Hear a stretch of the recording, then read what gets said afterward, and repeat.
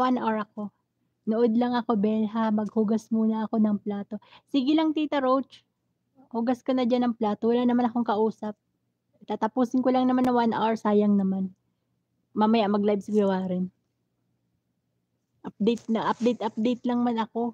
Wala man akong ano, walang topic.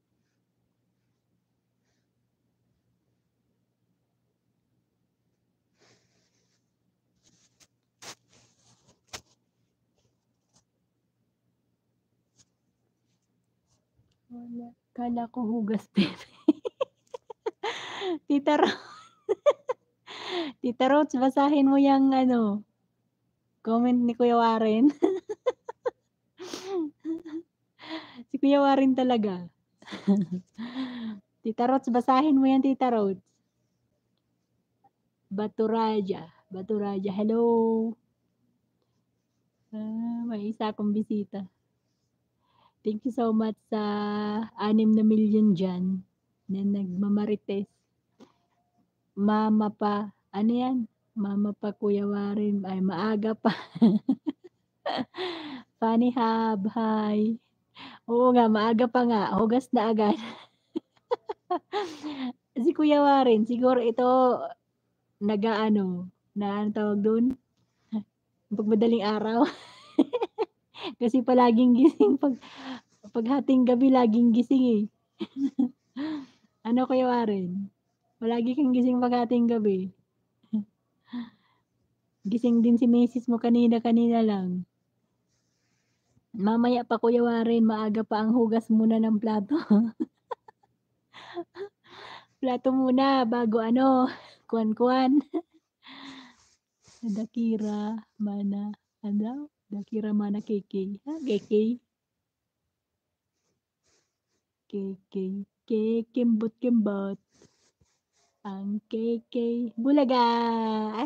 Ate Jane. Hello Ate Jane, good evening. Thank you so much. Gayahin mo si Maricho, wasik-wasik lang.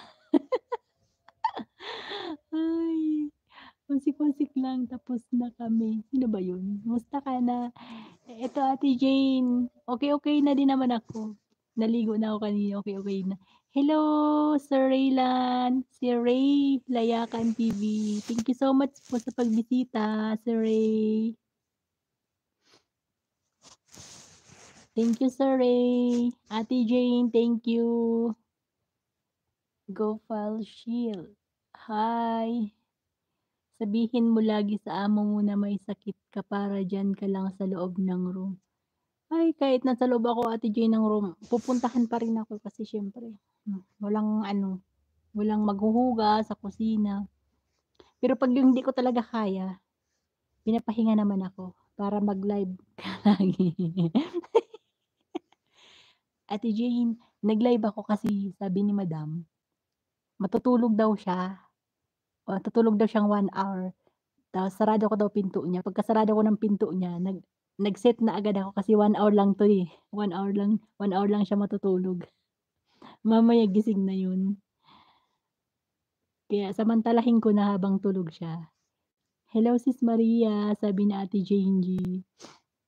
O 'di ba para-paraan din, kahit masama pa yung ano ko, hindi na naman masyado kasi okey na din ako. Iwan mo lang naka-silent, ayun. Hindi ko kasi puwedeng iwan dito sa kwarto yung ilaw na nakabukas. Kasi 'pag rest ako dapat nakapatay yung ilaw. Hindi puwede nakabukas yung ilaw. Hindi naman puwede sa live yung madilim 'di ba, Ate Jane? Ayan o, daming kang bisita. Kanina Ate Jane madami yan.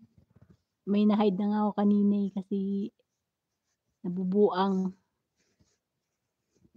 Kanina nung pag-open ko lang 5 yun, 5 agad sila. May isa akong na-hide.